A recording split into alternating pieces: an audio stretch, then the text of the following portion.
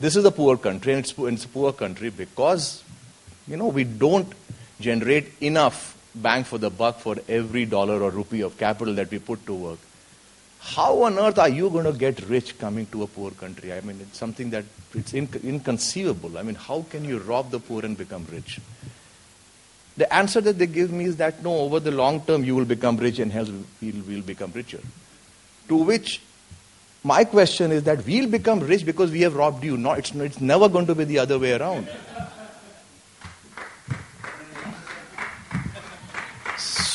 Now, that's the essence of what I am driving at. Our whole financial markets, our regulations, everything is geared towards encouraging the small investor to enter the stock markets. Right? I mean, that's an article of faith.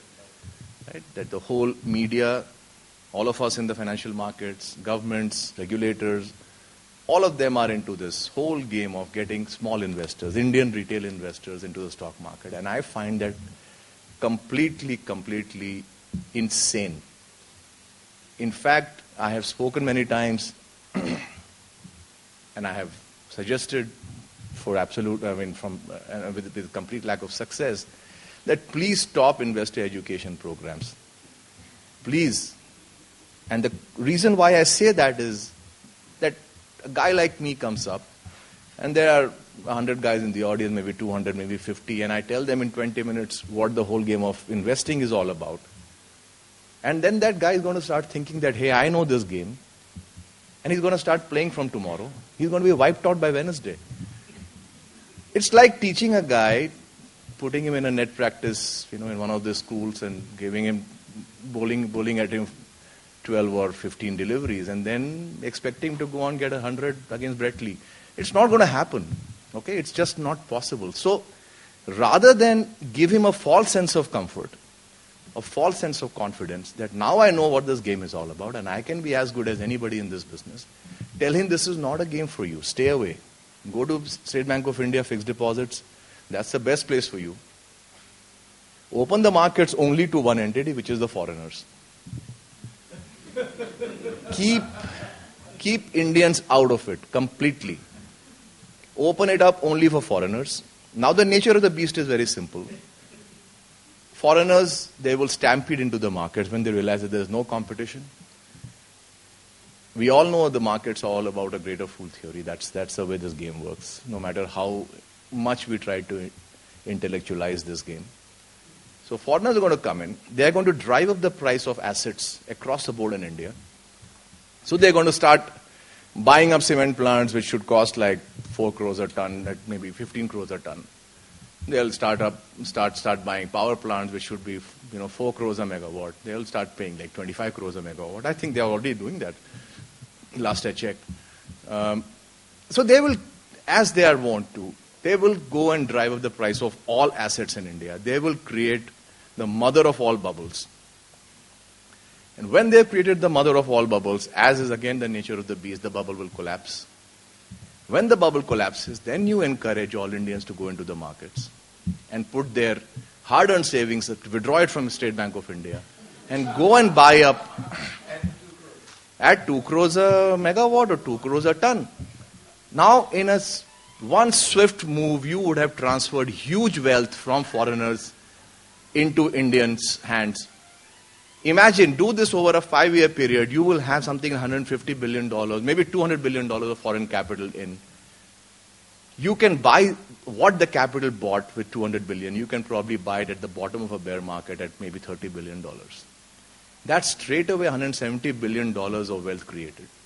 You think about it, do the math, and this is not as absurd as it seems. That is the way a poor country can become rich. You can become rich by only legally fleecing a rich person. There is no other way. If you're going to think that you're going to, sort of sow crop and cash crop and build a plant or, build carpets in Muradabad or whatever and become rich, I mean, maybe you will become rich in your third generation. But we can't wait that long, right? I mean, we want to get rich now. This is the way that I propose, and I've said this to policymakers, and I think I'm nuts. But this is the essence of this link between financial markets and poverty, that if you're ever going to have financial markets help in eradication of poverty, you have to think out of the box. The conventional way in which you get our own people into this game and then make them sort of go through this whole boom-bust cycle, that is a recipe for disaster. In fact, I recall that when I just finished school, which was many, many, many years back, and as a prize for having at least what I thought what I'd done in the exams was quite okay, and I told my dad that take me for a holiday. And so my dad said, okay, let's go to Nepal. So we went to Nepal, and being a gambler from very, very early childhood, I said, take me to the casino there. She said, yeah, sure, let's go there. And used to get these, coupons in the hotel rooms. They leave it under your pillow or something to encourage people to gamble, and they're like free for some 100 rupees or something. So I took that, and I went in, I had some beginner's luck. I made like 200 rupees or something, 300 rupees, something like that. And then when I was walking out, I asked the manager there, at the casino, that, I'm a kid, and clearly I look like a kid.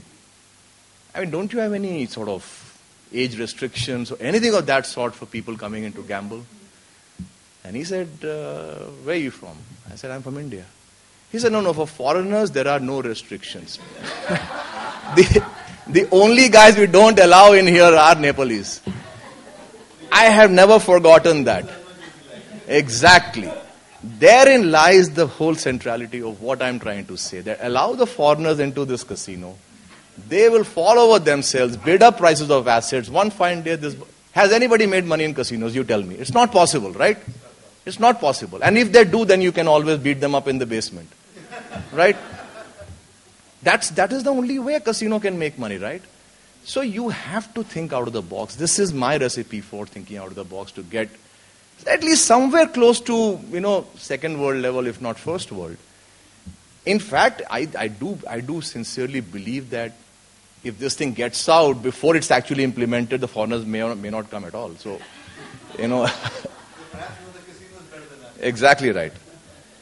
So, ladies and gentlemen, I think my 20 minutes are up, but all I can tell you is that as a participant in financial markets, my chances of going to heaven are about 2%. But at least I am trying to increase the odds by being candid about it. So let's hope after this talk it's gone up to 5%. Thanks very much for your time. Thank you.